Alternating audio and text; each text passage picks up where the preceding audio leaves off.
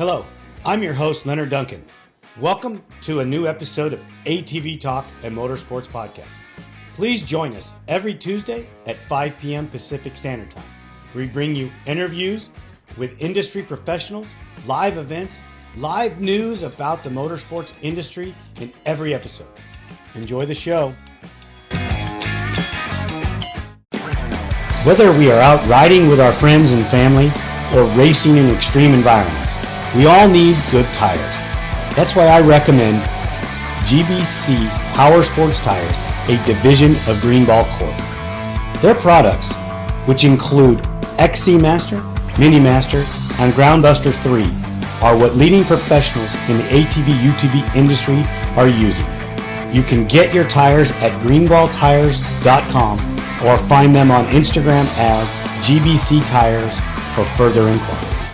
Are you looking for the best suspension technology for your sport ATV?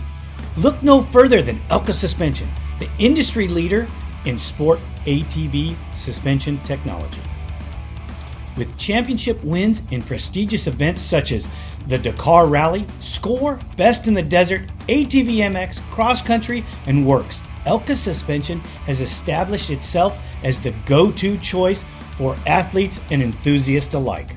But they don't just stop at ATVs.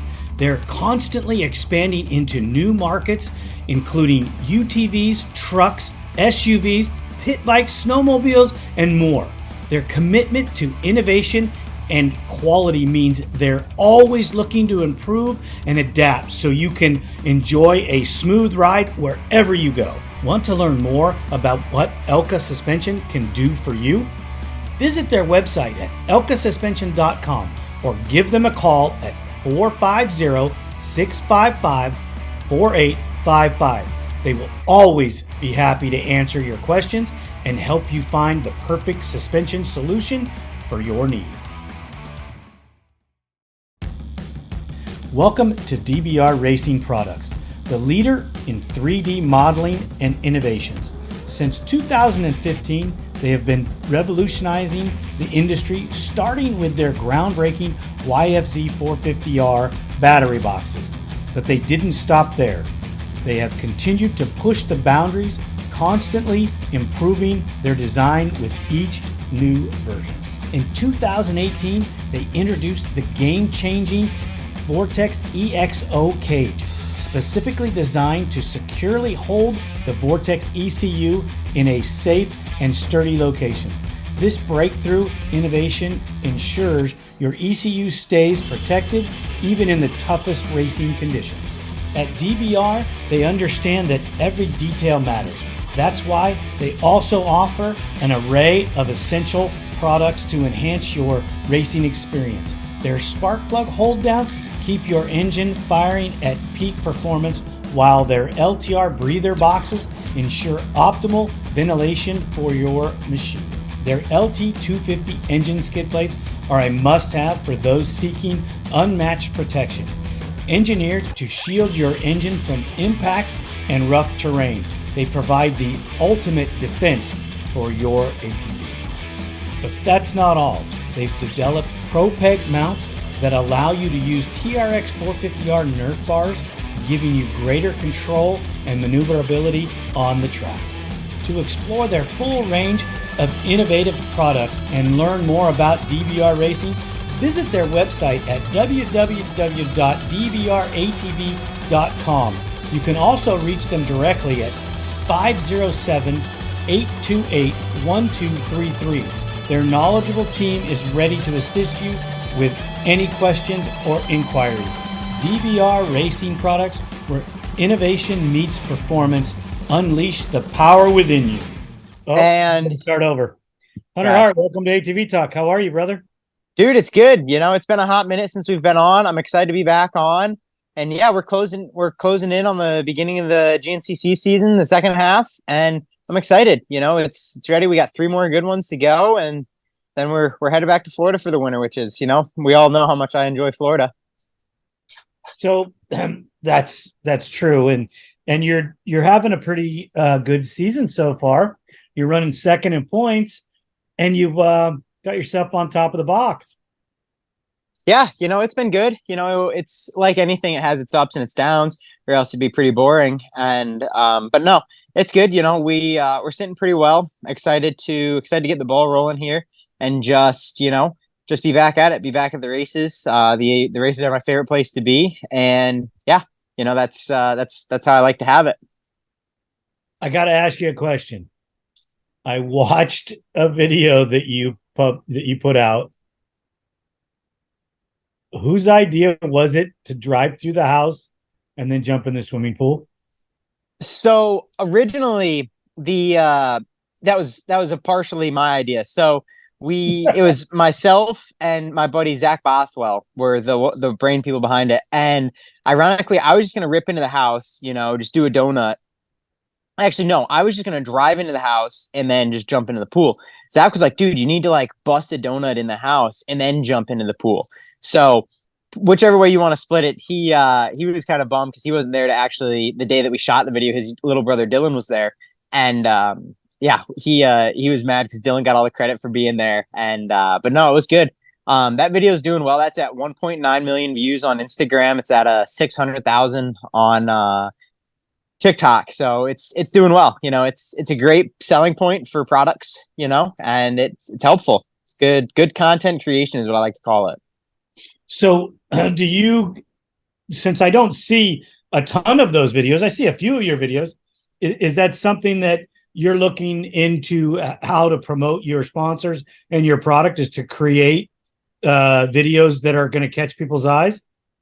Honestly, dude, that was just one that before I put the flooring down in the house and before we painted, I wanted to just go in there and originally I wanted to do a burnout. So that was the original thing. And then I was like, no, like I don't want to have rubber stuck to the walls. So we went in, we did the donut, and that was honestly just a passion project for me was to do that so that, whenever I can be like, yeah, dude, we ripped a donut in the house before we did anything. And we ended up doing that. And, honestly, I've found that the videos that I enjoy shooting myself, like the videos that I'm passionate about, usually do way better than, the videos where we spend a ton of time, content creating, perfect shot, perfect lighting, all that stuff, dude. It doesn't matter. You just need to whip out an iPhone, shoot the clip, and be done with it. You don't need my video guy Ian. We joke about that all the time. He's like, dude, I just need to go buy a $1,200 iPhone, drop it on the ground a couple times, scratch the lens so it's a little blurry, and then shoot the video that way. He goes, I don't even need these cameras. I don't need these cameras, the drones, none of it. And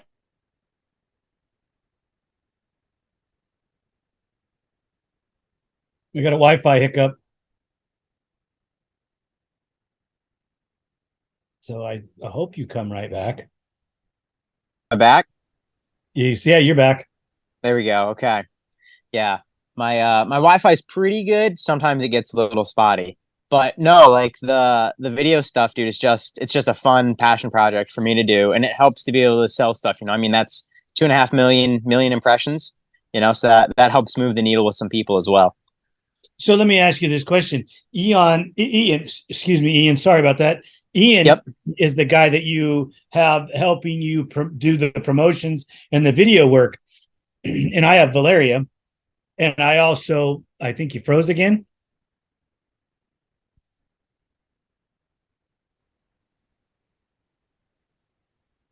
You're back. Let's try. Let's try this. There we go. Let's try this no Wi-Fi. Let's see how it works. We should be good. Are we good? I got your vocals We good? really well, but I don't have video How's it right going? now. There you go. You're back. Okay. We're going to edit We're back in the to, middle of there we this, go. so Okay, we're back. So Okay. you have That Ian. Wi-Fi sometimes is a little spotty. Well, you have Ian and I have Valeria, right? And Yep. Valeria likes to do the, choreograph the video before you make it. I'm a spontaneous, to be genuine, I need to just let it roll, the way I'm thinking about it at that given time. And if we don't like the 2 or 3 videos that we shoot, we do it again, right? Exactly. For sure. That's how it is with Ian. And I've always told Ian, I'm like, dude, the first take is going to be the best one. So make sure we get it and that's how it always is with Ian and I, whenever we do something, like the first time, dude, is always the best. And I'm like, Ian, we got to get it on the first try. And 90% of the time we do, and that's the nice thing. Well, it's because it's more believable and you haven't had a chance to think about it, and it's more comes from the heart, correct? Right, for sure, absolutely. Yeah, that's kind of the way I feel about it. I don't like to pre-script anything because it's too pasty, you know, Right, absolutely. It feels or manufactured. yeah, or notchy. Yeah, Yeah, I have to think about what to say. It's like when we make commercials, you know. exactly. Yeah, commercials are never ideal. Well, for professionals that can do it, and I'm not by far Right, a professional, you know. right. I don't even think I'm on that deal. No, I'm taken away from our race talk, but it just I like that video and I've watched it multiple times. So Oh, it's a classic, dude. I love it. It's that's one of my favorite ones that I've shot so far, just because it's so funny. Like I've never seen a video like that done before, and that's just kind of what we're after, is just different content that you don't see on a day to day basis. Because everybody rides an ATV. Like let's make it something more exciting than just that. so are you going to get into extreme content creating after your race career?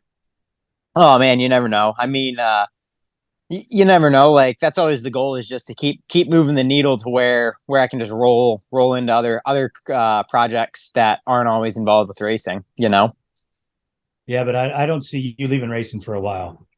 No, definitely not. Definitely not. That's awesome. So I want to ask a question.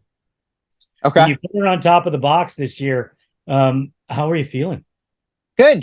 Yeah, I mean, it was good. It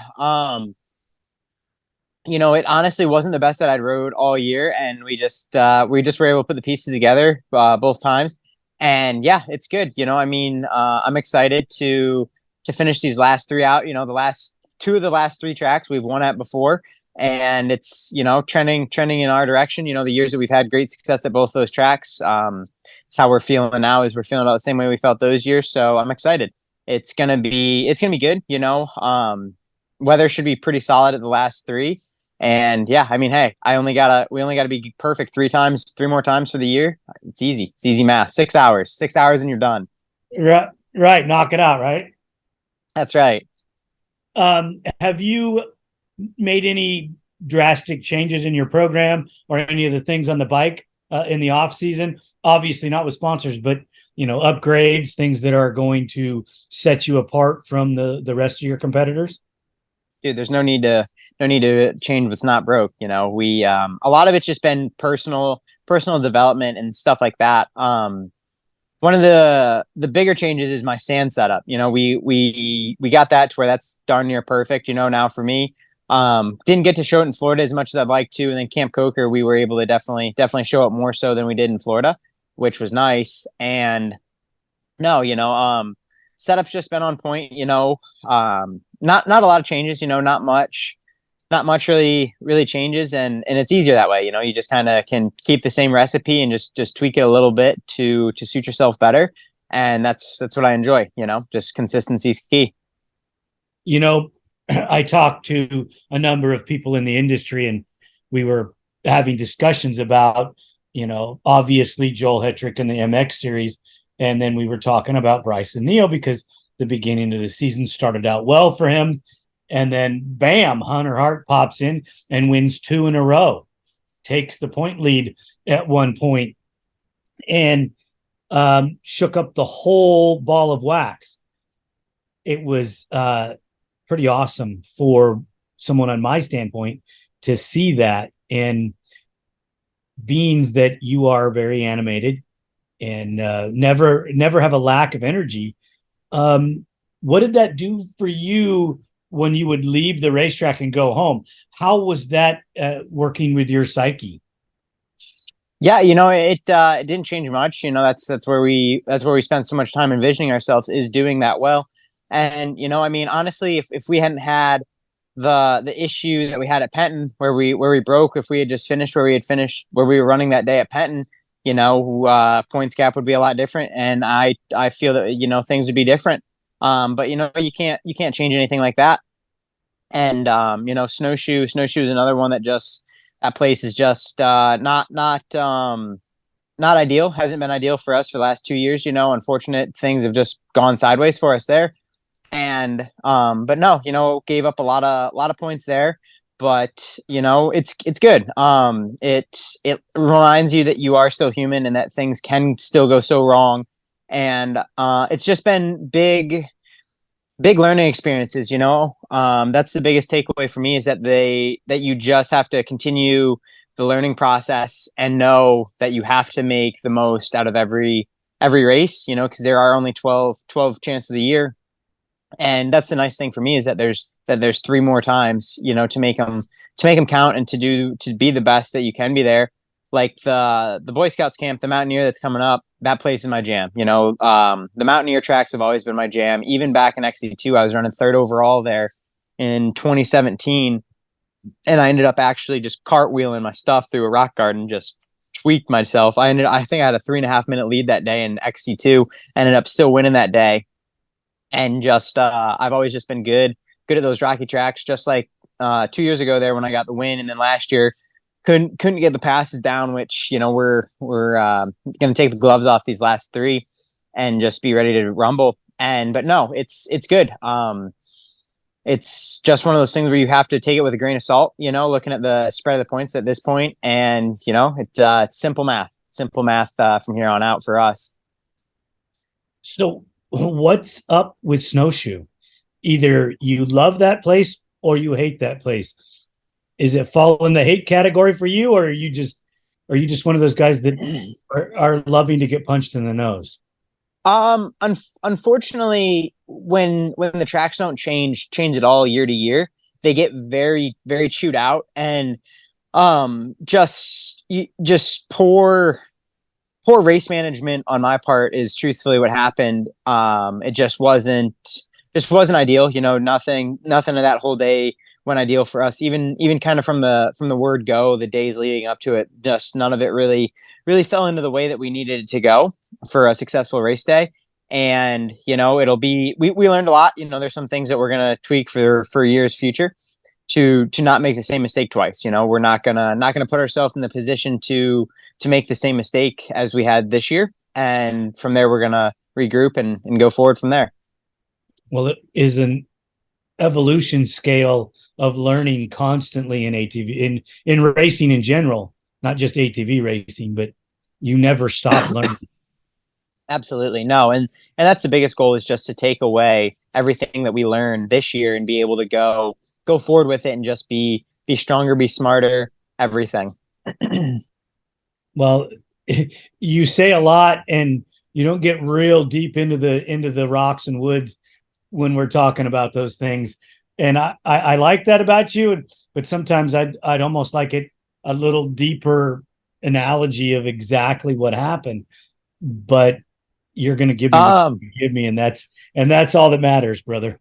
Yeah, I mean, I seem to get screwed every year in Hart's Hole. No matter what happens there, it seems to never go my way, especially when it's going super well for us.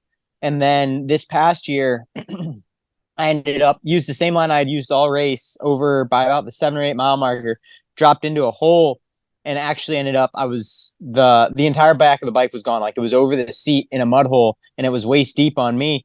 And it was just a frustrating day for the lack of communication that you're available there, due to how large of a scale the mountain is and the way the start is.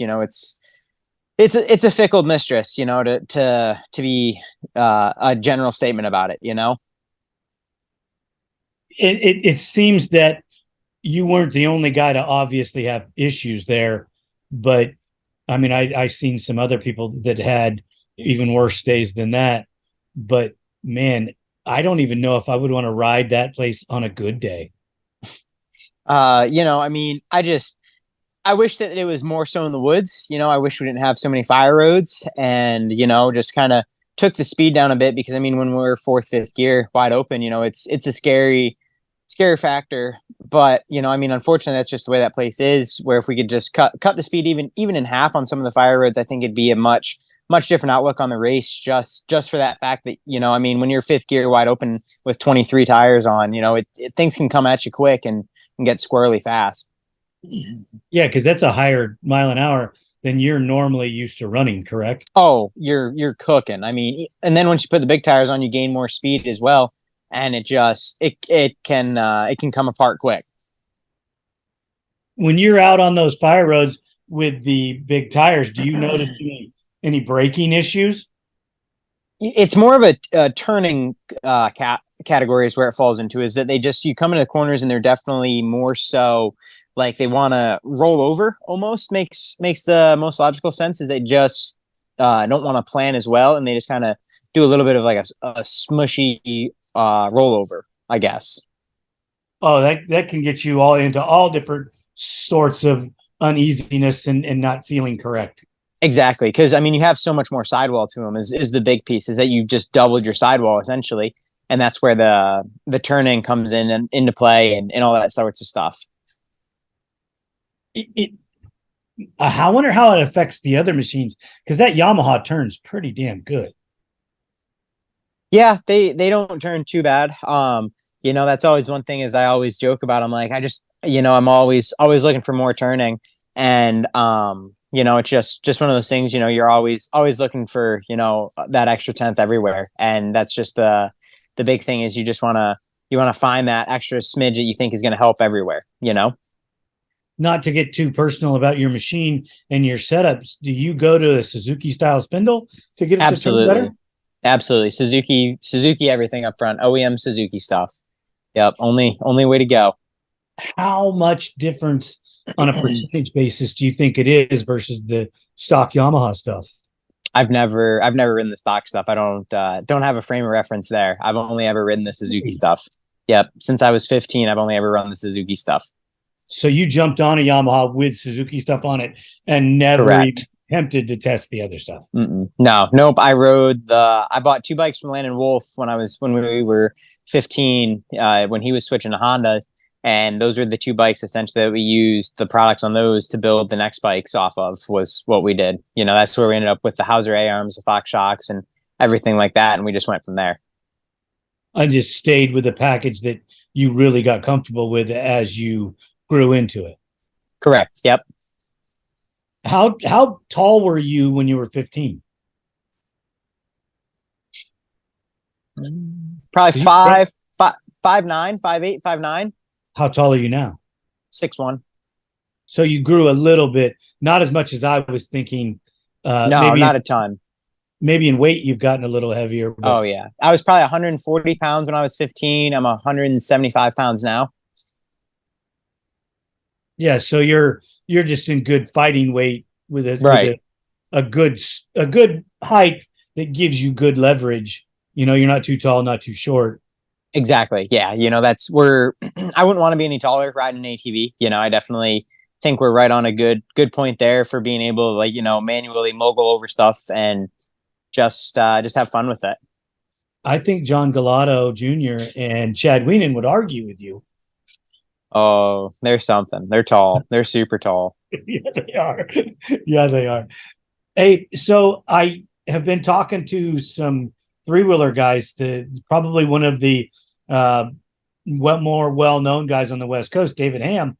And, he's always looking for enthusiastic young people to ride three-wheelers with him. And since he saw your video riding the three-wheeler, he was kind of hoping that you would come out to the West Coast and join his desert program. No, I'm good. I'm good on that. You're still not going to give in to the fact that you got skills. Dude, I rode a three-wheeler down at the chute of Butter 2. I went into a corner and I stuck my leg out like a dirt bike, and then I ran myself over. Yeah. Yeah, but the little portion in the video looked good. Yeah. Oh, yeah, I'm sure. Yeah. Yeah, exactly. They didn't catch me in the corner trying to pull myself out from underneath the bike. Yeah. Bike, quad, trike. I don't even know what to call it. They didn't video that part. Yeah, it's because I was in the back corner. I was far away. So there's not going to be any three-wheeler racing in your future. Definitely not. No, definitely not. David Ham's going to watch this. David, I tried, but he wasn't going to bite. So you might see side by side. That's the closest thing. Maybe if we rip a wheel off one of those, we'll call it a three-wheeler. I don't think so. Let me ask you this. I know that you're sponsored by Fox and Hauser, and I don't want to interfere with anything on that end. I'm not trying to talk about a sponsor deal, but I wanted to ask your opinion on something, and maybe you have one, maybe you don't. Mike Walsh built a cross country KTM 300 for a gentleman. And I just wondered if you had any exposure to this machine or even heard about it. No, I haven't seen it in person. I've seen videos of it, and the thing looks sweet. I think that two strokes would be cool. I wish that I could ride a 300 two-stroke quad because I think it would be very fitting to the way that I ride currently. Like a lot of my stuff is on the higher end of the rev scale for tuning and such, just because that's just where I enjoy riding is that higher up, just raw instead of kind of lugging it everywhere. I'm not a lugger. We don't like lugging bikes, and I think it'd be cool though. Rip two strokes. Two strokes are fun. Find that power valve and just let it sing. So if somebody gave you a chance to test that machine, you would be all over. I'd rip it. I'd rip it all day. I mean, I would ride it all day, every day. I actually got a chance to ride a KTM 85 hybrid at Action Camp and ripped that thing till it ran out of gas. Which you just love to ride though too. So burning laps, dude. I was smiling ear to ear because it felt just like my youth bike. I was just out there just doing laps and having a ball the whole time. Oh yeah, 100%. Do you ever get tired of riding?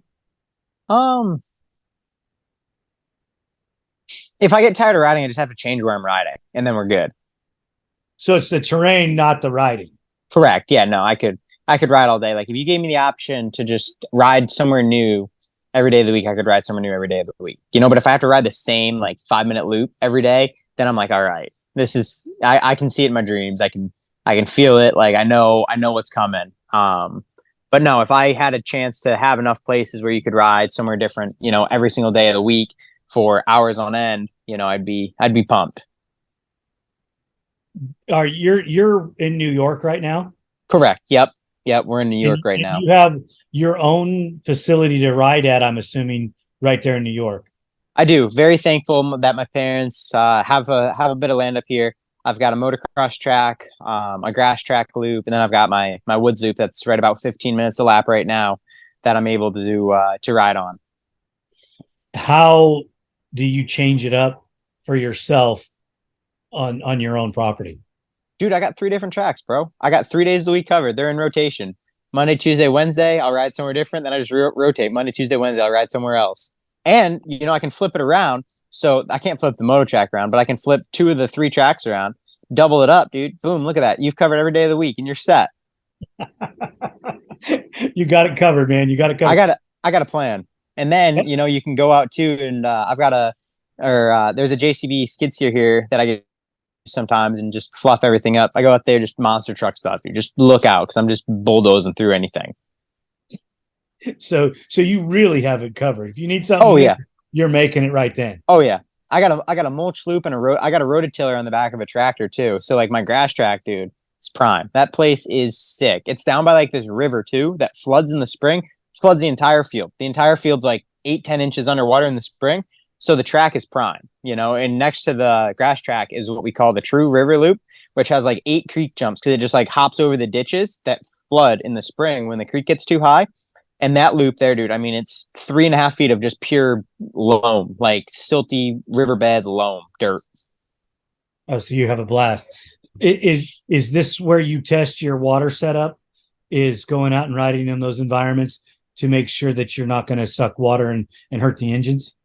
No, not really. I mean, the water loop, you run basically all GNCCs. We go prepared for water, and the only difference is if you put, say, a piece of foam or something on the top of the airbox. But other than that, you're not changing much for a dry race or a wet race at a GNCC. Really, you guys have you guys have it down that well that you know what it's going to be like. Do you? And I don't want it secret, so if you don't want to answer, don't answer. What do you do to shield your radiator? Oh, you just tape it. You tape it. Kind of tape right on the Yamahas. There's that Y frame piece. You can tape both sides off just like that, and you're set. I mean, you can't prevent all of it, but you can prevent most of it. Enough to not hurt yourself. Correct. Yep. The Back fans, the fans still pull through, and you're able to be set there. You run a fan that runs on a thermostat or all the time, so it's just a constant run. So we run on a thermostat. I believe it comes on at like 180 degrees, is somewhere like that. That's Comes pretty on at I could be wrong. It could be 220. I don't know. 220 is a little high, but yeah, somewhere in there. I think 205 is stock, and you've probably set it a little lower than that. I'm assuming most people generally do. That would make sense, dude. I don't sweat. I can't sweat that small stuff. I let Mark Notman worry about that. Mark Notman and Paul Turner. Those are good guys to have worry about that stuff, right? That's right. You spend much time talking to Paul? I'll talk to Paul probably 5-6 times a year. I'll talk to Paul. Paul cuts all my race cut harnesses. All my harnesses go to Paul to be built. Right. He does a lot of people's harnesses. So how do you and Paul get who doesn't talk? Because you guys are both 90 mile an hour a minute. Oh, dude, we get so much more covered. I mean, if everybody talked like Paul and I, society would have no issues. Everybody would be so much further ahead because there'd be no time for dilly-dally. It's a 30-second conversation and you get everything in. It might be 5 minutes is the most time Paul and I ever spent on the phone because it's just bloop, bloop, bloop, done. And you get it all in and you got it all covered. That's awesome. It's covered. Everything's covered. Yeah. Any question you could have, dude, done. I think the only reason Paul and I have long conversations is because I talk slower than he does. Right. Exactly. Yeah. That's the problem. Got to pick up the pace. Pick up the pace, dude. I need to. But yeah, when you talk to Paul, you got to get those areas where you get him to stop, to take a breath. Then you got to cut him off and talk, because if you don't, you're never going to get a word in. Oh, exactly. For sure. Yeah, that is a slight issue with him. Well, I think you're on par, Oh, for sure. Yeah. Oh, exactly.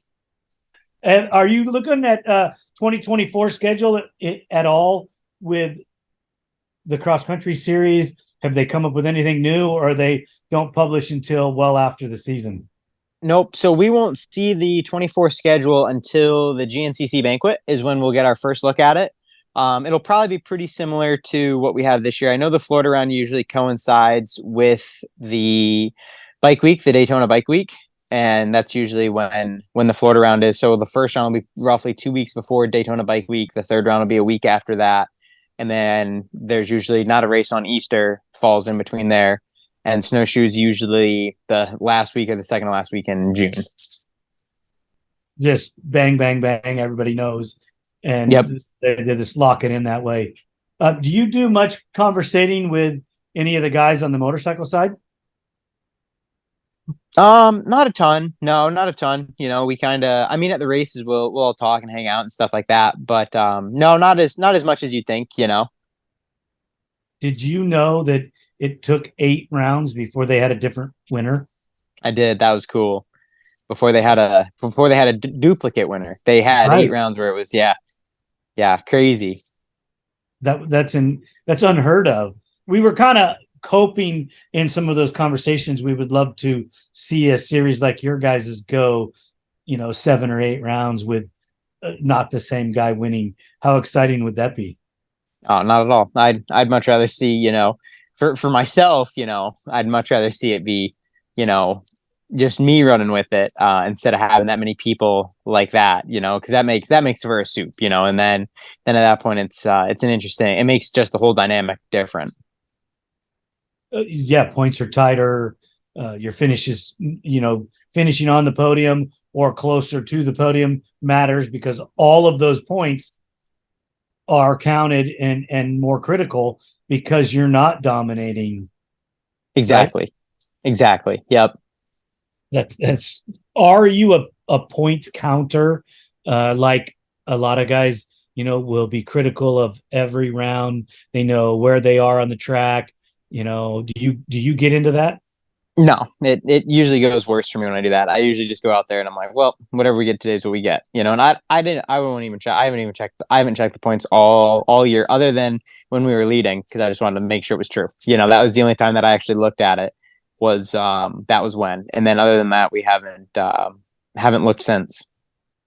Did your media coverage change at all when you were in the points lead? Not much. No, it was pretty much business as usual. Nothing out of the ordinary uh, brought it up. No, they do a pretty good job. GNCC does a pretty good job covering all that stuff. Yeah, they do. I like to read some of the information that you get off of their website. I don't get to watch much of the coverage. I would like to, but unfortunately, I'm always doing something and never go back and find it. So I read some of the little articles that are written and get some of my information from there. Mostly, it's talking to people like you, or I'll text, you know, somebody here, somebody there, and get some good information that way. And be set up. Well, I no offense, I know of so many of you guys now, and you're more willing to respond back, and I can get a little insight You've got about the Yeah, you've got the inside track. You're good. You don't need the general information. No, at Facebook you get some good stuff, but not always. You never get the real story. I always like to just tell me the truth, and then let's move on. I won't say a word. That's For not sure. that's not what I'm about. Right. I want what you want to say, and that's why I question. When I question you about something, I want you to answer your way. Don't give me any secrets you don't want anybody to have. Which, are there any secrets left? There's a couple that we got a couple tricks up our sleeve. I like that you had to think about it for a second. But when are you going to go back to Florida? Early this year. We got a house that has no flooring or paint. We went over this, dude. Got to go Oh, put some that's flooring the and some place where paint you down. jumped in the pool? Yeah, for Oh, sure. so you got to get back to work. Got to go down there, dude. Got to do all sorts of fun stuff. I didn't know it was the Florida house that you did that in. Oh yeah. That was the Florida house. Nice. Yeah, yeah. Man, why are you even in New York, dude? You should be down there working on that house. Well, because I had to focus in. I had to focus in on this, and then we can worry about that. Like that literally gets put on the back burner. When this is going on, we're back burner. So when you go down there before or early, you start prepping your house, working on the things you need to. And do you physically do it, or are you working? Are you the general manager, the general contractor running the show? No, dude, I'm installing the flooring and all sorts of good stuff like that. I sometimes have to have people pull me back in reality a little bit and be like, dude, these colors don't go together, because I just have all the colors all the time. And I was gonna have my epoxy dude that did the garage floor. He was gonna come, and I was like, dude, let's just epoxy all the floors in the house. Done. And he was like, you sure? And I'm like, screw it, why not? He's like, okay. And they were like, no, Hunter, you can't. That's too busy. They'd be so busy. And I'm like, okay, that's fair. What color is your garage? It's got blue gray, silver swirls, like that swirly magnetic looking or metallic looking flooring. Yeah, I think that's a bit much for the house there, bud. Just saying, Yeah. maybe you could do the master bedroom that way, but the rest of the house, you got to come up with something else. Yeah, bland. That's all these people want, is bland colors. Well, yeah, because you're guests. You got to think of your guests just a little bit, right? Nah, they'll be fine. They'll want to leave quicker then. That's why they're called a guest. They're a guest. Right. Go away. Go away. Is that what guest means? It means go away? Something like that. I saw an abbreviation for something, and it made me laugh. That's awesome. So who you been training with lately? Dude, you're looking at them. Just me, myself, and I. The mouse in my pocket and I are busy doing laps every day. Well, the last time that I had talked to you, you were riding with other people quite a bit, and you've just focused in on riding by yourself now? Yeah, no, it's just me. It's easier that way, If I run later, if I want to start early, I don't have to, work around somebody else's schedule. And no, I think I've ridden by myself all summer, other than at the races. That's the only time that I've actually ridden with somebody else, and it's been good. It's been good. There's nobody else really out there, to gauge off of, which is better and worse. I mean, it's a double-edged sword. but it's one of those things I enjoy. Is I've always kind of rode by myself, so it's nothing really new, and it's exciting. It's one of those things where if I'm not enjoying where I'm riding today, I'll just kind of bounce around and find somewhere else that I'm having a lot more fun at, and just go about it that way. So do you have somebody that gives you lap times, or are you doing a Strava thing or something like that so that you can keep track of it? So thankfully, my Polar watch has auto lap, so it'll auto lap for me as long as I have a good starting point. And like today when I was doing laps, they were all within the same 2 second range. They'd float about 2 seconds one direction or the other of a lap, and that's a good gauge for when we're staying well on going through the motions at the races. And what was that you use? It's a Polar Vantage V2 is the watch. It's a Polar brand. Basically, it's a competitor of Garmin. Okay, and so it's a watch, and it gives you just the lap times, and you just started in the same place. It's not showing you the lap; it's just No, showing you. it'll show me the lap. Yeah, it'll show me the lap time and everything. It has auto lap, so it's GPS connected to GPS and heart rate. So it shows me exactly like where I start and where I stop, and once I pass through that certain point, it'll auto lap for me and tell me what we're looking at. Does it break it down so that in certain sections it shows you where you were slower or faster, or is it just show you the entire lap? It shows me the entire lap, but it shows me the speed at which I was in the spots. Like it won't tell me where I was slower or faster, but if I break the laps down, I can personally tell myself where I was faster or slower. Right. Some of the data I've seen will take a lap and break down your lap, Yep. and then show you where you can, if you take this angle or this turn this way, you'll increase your speed. Doesn't always work in the real world because of ruts and entrances. Correct. To turns are off, but it can give you an idea of how to pick up some more speed in certain areas. Yeah. Fly actually just dropped a helmet that has all of that information in it as well. They have it has crash detection in it. It has auto lap, has top speed, has how far you rode, has your heart rate, or I don't know if it has heart rate, but it has all the information in it, and they're amazing. They're killing it on their new helmet. Where is that information located? It is on it. So how are you going to put a screen in your helmet that you can look at, or is it just No, so it tells download? you after the ride all the information, but it has a feature in it where it'll actually call your emergency contact um via through your, like if you have a hard impact, like if you're mountain biking or anything like that, and it has that incident detection. They've now integrated that into their helmets as well, and it has all the other data that comes along with it as well. That's freaking trick. I'm going to have to check into that. Not Yeah, that I ride anymore, but no, but I mean, it's cool. It's a cool talking point too, and for safety purposes, for how much people ride alone, i.e., myself, it's super cool. And I think the helmet, they said it retails for $799, which is about $100 more than their other top of the line Formula helmet, which isn't bad. I mean, do you it's have it's do you have a link what's to that? that? Do you have a link to that? I do. Yep. If Can you you go to send it Fly to me? Racing, absolutely, for sure. And then also for anybody listening, if they want to go to flyracing.com, it is their top of the line Formula helmet. If you go into there and just click on the Formula helmet, it'll pop up. It has 4 or 5 different colors, and super pretty colors. And just look for, it's got a little S on the back of it that stands for I forget the exact terminology they have for it, but the helmets are live on their websites, and yeah, they did a heck of a job with them. Are you going to get one of those helmets?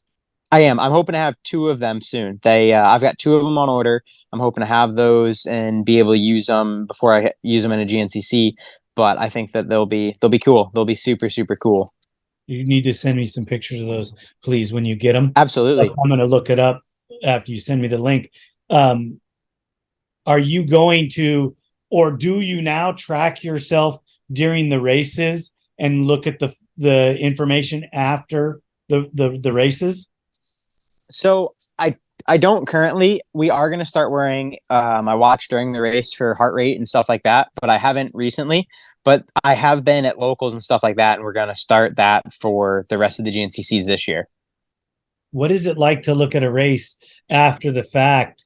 I know it was a local, but what's it like to look at the data after the race? It's cool. It breaks it down definitely more so for how I was feeling and stuff like that. And it tells me more in depth of where we can be more, where we can be less, how we're doing. um what was good, what was bad, where was good, where was bad. And it allows for me to kind of dive a little deeper than just, okay, race is over, done, gone, on to the next one. You can kind of break it down more and go step by step and see really what it was about.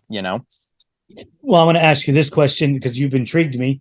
Um, do you or have you looked into what your heart rate is when you're out practicing versus what your heart rate is during a race? I know you haven't done it with a Exact same. race, but you've done it with a local race or a smaller race. Correct. Do you see a fluctuation in heart rate? Same. I can replicate a race day at the house as well as I can at a true race. I can make them to the T, right on point. Everything down to the when I take my last sip of water to how it starts. I can replicate it all via heart rate, via way I feel, the way the race goes, everything. Just at the house, I have to do more laps than I would at a local because the track at the house isn't equally long enough as a race loop is. That's pretty good because you're also not only are you controlling your heart, but you're also controlling your emotions at the same time. Correct. Yep, correct. And a lot of it comes down to just the preparation work that goes into it. And a lot of people underestimate the pre-prep work to a race, as in, and I don't even mean the ATV prep work. I mean the physical prep work yourself. Like, I was joking the other day with my buddies a couple weeks ago. We went and we had a buffalo chicken wing pizza, and I went and rode the day after I ate the pizza, and it went terrible. And I was like, "Yep, I'm done with that. Never eating one of those again." And they're like, "What do you mean?" And I was like, "No, it made my lap time, and I could see the lap times. The lap times were slower, and the heart rate was higher, and I felt less in control just via that one thing that I ate, and that was the only thing that I changed in the way that I ate. I slept the same. I drank the same amount of water. Everything was the same." And with the record books that I keep, I was able to go through and see what was different day by day, and that was the only outlier. And it's easy. Just take that out of the diet, take that out of the program. And since then, it hasn't happened again. Is it you as an individual that your body is noticing that intake of certain food, or do you think this is athletes on the whole are having this issue where the fuel they put in is affecting them that drastically? I can't speak for anybody else, but I mean, I can speak for myself. I definitely know when we've eaten the proper things and done the proper prep work going into the weekend, that we do usually perform better and just feel better during the race. And I'm one of those that, like, I shop at the funky grocery stores. Like, everything's organic, everything is, if you can't pronounce the label on your food, I'm probably not going to eat it. Like, I kind of am funny. Like, when my buddies and stuff will go out to eat, like, I'll usually eat dinner before I go, and then I'll just go hang out with them, and bring my own water and do stuff like that, just because like, I try to keep such a specific record of what goes into what goes out, so that we know the product, and where we can see an outlier of where something is going well versus what something makes me feel, how it makes me feel emotionally, physically, mentally. Everything breaks down, because everything you eat has a positive or a negative reaction. I mean, from everything you do to the workout you do or don't do, is either going to move you closer or further away from a goal. Nothing has a neutral effect. Everything you do during the day is either going to be a positive or a negative. And when you break it down to that basic of a level, you're able to really start to understand the physics of what that, oh, I'm just going to have one snack, I'm just going to have one beer, I'm just going to have one this, one that. You see how those one ofs compound over a week, and then you're like, wow, like, I feel I feel super shitty this week, where you can kind of go, oh, or wow, I feel great this week. What changed? And you can look through and be like, oh, I didn't have this, that, or this, and boom, take it out of the equation. And then once you have a little bit of a grasp, it snowballs, and then you're like, well, let's see if I can feel great instead of just feeling great one day. Let's see if I can do it for a week. Oh, I can do it for a week. Let's see if I can do it for a month. And it just, everything compounds, and it's a progressive rate where, now like I couldn't even look at a piece of candy and be like, dude, like that would be delicious. Like none of it's that appealing. Like you could get me, like here's a perfect example. So chocolate bars, absolutely delicious, right? I have gotten to where I don't eat chocolate bars, but pure cacao, like the cacao nut that chocolate is made from. You give me some of that, you chop it up, dude. You put that on top of a cherry smoothie, like pure cherries and some other cherries, coconut water, and a scoop of vanilla protein powder. You put some cacao nuts chopped up on top of that, dude. Delicious, absolutely delicious. And you couldn't even get me to touch a candy bar. I'd be like, nah, I'm good, But and that's just the difference, is like once you figure out what the true foods are made of and what your body truly enjoys, you can step it back from there and just figure out what you can weed out versus what you can consume. And it allows for you to have such a broader understanding of what truly fuels it. Like a lot of people can't figure out why 100 years ago people felt so much better, they were so much healthier and everything like that. And the problem is that the foods that existed 100 years ago were true undoctored forms of food, whereas today the foods that a lot of people eat, you and I couldn't produce, but you and we can make mashed potatoes, we can cook a steak, you can eat an avocado, you can make eggs, but I mean, if you and I were going to say try and make like, I don't even know what a good example of a product would be, but say you and I were going to try and like create a soda.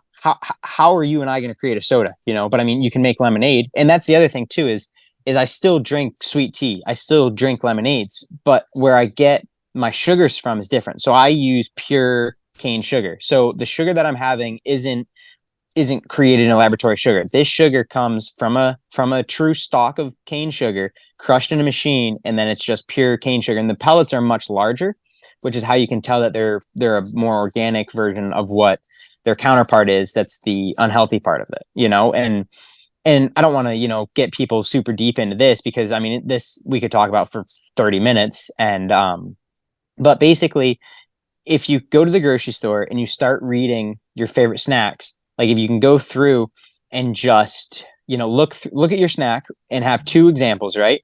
And take the one snack, and if you can't pronounce half the ingredients, somewhere else in that, take crackers. Somewhere else in the store, there's going to be a cracker with 6 ingredients in it, And if you can find the cracker that has just flour, that base has flour, salt, water, and maybe 2 or 3 other ingredients in it, that's the one to go to. You don't want the ones that you can't read any of the ingredients on, because those they're synthetic oils, and the body can't process that. And that's the stuff that, like, if you can just kind of eliminate a little bit, you're so much further ahead.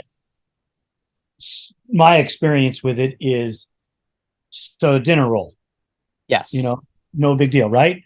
So you eat this dinner roll here in the States, and you eat that one dinner roll and you're bloated. correct. So I can go eat a similar dinner roll 45 minutes from here across the border in Mexico, and I can eat 3, 4. There's probably 2. There's probably 3 ingredients. There's probably wheat / flour, wheat flour, the rising agent, probably some salt, and a little bit of seasonings in the one in Mexico, where the one here probably has 25 true ingredients in it. And that's where the problem lays, is just the ingredients in the food that you're eating versus the food itself. Like a lot of the prime example is a lot of people are dairy sensitive, where they'll eat dairy in America, or then they go to out of here, like in Europe or somewhere like that, and they don't have the same dairy allergen, the chemicals that are in the dairy here versus the chemicals in the dairy, or the lack thereof chemicals in the dairy elsewhere in the country. Correct. And I think that some of the ingredients that go in our bread are illegal in Europe. Exactly. Yes. It's crazy stuff. I really like the fact. Now, did you go to school for this, or this is just what you've learned from a trainer, or all on your own? No, dude. Start coming up with this. So very thankful that I have had some awesome nutritional people in my life, not nutritionists, but people that just know nutrition and know what the body needs and stuff like that. And they just kind of educated me along the way on stuff, and a lot of it too is just self research and spare time on the road that I'm able to just do deeper dives into the stuff that I enjoy, which is food, and very thankful to have a friend of mine that's a chef, and he breaks the stuff down for me. He's like, Hunter, you don't need all these filler ingredients, dude, in anything. He goes, they're just to make food cheaper. He goes, and if you can afford the more expensive food, and it's not more expensive, it's just in the wholesale form, it's more expensive. But for you or I, and a general consumer, it's cheaper to be able to build it yourself, and it tastes so much better too. Like if say I'm going to make a chicken Alfredo, which is actually what I had tonight for dinner, the only ingredients in chicken Alfredo are chicken breasts, a little bit of Old Bay, some parsley that goes on the chicken, and a little bit of salt. That's what I put on my chicken. A little bit of olive oil in the pan. Cook it to make the true Alfredo. 3 ingredients. It is heavy whipping cream. It is some mozzarella and some Parmesan, and then a little bit of salt and pepper. So if you want to consider that 5 ingredients, you boil that. You boil your pasta and done. I mean, there's 7 ingredients in there, and it's whereas if you get it out of a can, you read the can of what's in a can of Alfredo. There's 35 different ingredients on that can, and you and I can't pronounce half of them. And that's the biggest thing is like people are like, dude, like it just doesn't taste the same. And I'm like, it tastes better. And I just like that's one of my big passions is cooking and stuff like that, because I like to eat. Like I enjoy exciting foods. And a lot of stuff is that way. Like you can just break it down to where it's so simple. Like people think cooking is this big, hard, scary monster, and it's not. It just, you have to be focused on cooking for that 30 minutes that it takes, and you're set. And I think that if a lot of people just spend a little bit of time, diving into the foods that they eat, they'd be so much more amazed on how it affects their mood, how it affects the way they feel, they think, just everything, the energy they have, just everything at the end of the day. I agree so much. That's incredible. Have you got into blood work where you're going to the doctor and having them do blood work on you? Not yet. Soon. I'm hoping to go. I'm hoping to do that down in Florida. I meant to do it when I was down there last time, and I haven't yet. It's definitely something that I would like to do. I have gone and had some. They're called live X-rays done, where they actually go through and they scan your body as you go through some motions and stuff like that, through the neck, through the back, through the spine, through the legs, everything. And it gives a more in-depth look of how your muscles are reacting with your bones and everything like that, to help to see if I am truly like squared up, because nobody is perfectly centered. Like no matter who you are, your body is never a perfect, I don't know what you want to call like a body, but like a perfect body. Like nobody has the perfect lines. Whereas for this, you're able to go in and see what you can change and what you can work on, the stretches you should do, the areas of your body that need more attention, the areas of your body that you're decent in. Like you can really kind of float through, do deep dives, and be set up so much better for just a better sleep, better sleep, better health, better mindset, everything. You can just be a better individual, be a better person.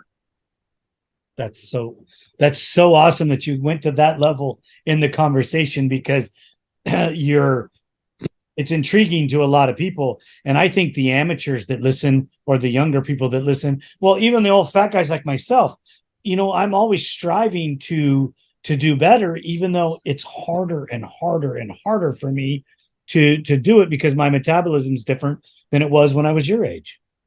When I was your age, I could drink and eat and I was skinny. Now I'm being careful and I'm still fat, but that's either here or there. Hunter, as always, brother, it is such a pleasure to have you on. I could sit and talk with you forever. It's just, unfortunately, everybody else would get tired of it. So yeah, dude, no problem. It's good. We definitely should pop on a little bit more. We didn't talk much racing stuff today, but no, it's good. I'm excited for Florida. I've got booking reservations currently for the Florida classes that I do a lot of down there. If people are interested in spending, a week's worth of classes with me, we cover everything from the nutrition to the gym work to riding, everything like that. I'm booking classes right now. I've got December, January, part of March and part of April are currently open. For people that want to reach out for the one-on-one training, it breaks down to it's $1,500 for the week for yourself. That covers the housing, the food, and the training. All that stuff is included in that price. They can reach out to me via Instagram, talk to me at the races, anything like that. And it's great. I've had a lot of kids that have come down, had some awesome success. I actually have a West Coast guy coming out this year that's going to spend a couple weeks down in Florida. I'll let you ponder on who that is for a little bit. And no, it's awesome though. I enjoy talking this stuff. And there's so much stuff to talk about that we could deep dive into. And we could go into the mindset stuff and be here for another 2 hours. Exactly. And I love it. And I don't even want to ponder on it as far as if they want to get on and talk to me about the experience down there. That's great. If you have any flyers that you want posted on social media, do not hesitate to get them to us. We will do more. We will get them out on all of our platforms for you, Instagram, Facebook, whatever it is, and so that everybody can see it. So don't hesitate to make sure that you connect with us. Okay. Absolutely, dude. Yeah, it's a pleasure. Let's not be strangers. Let's get on here. Hopefully after Ironman, when we've got some more wins to talk about. The team here at ATV-TALK would love your feedback. Please email us at hello@atvtalkpodcast.com.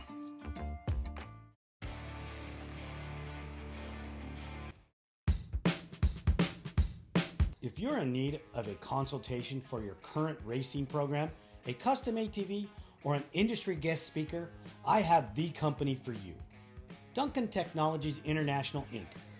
offers host, MC, and guest speaking services at events, builds custom ATVs for recreational riding or racing around the world, and they offer consulting services for professional teams or individual racers. Send inquiries to duncantechinternational@gmail.com or call 619-716-1532 for more information. Thank you for listening. We hope you enjoyed this episode. If you did, don't forget to share us with your family and friends. The podcast is available on all streaming platforms, and you can find us on social media as ATV Talk Podcast. We're on Instagram, Facebook, TikTok, YouTube, Rumble, and Twitter.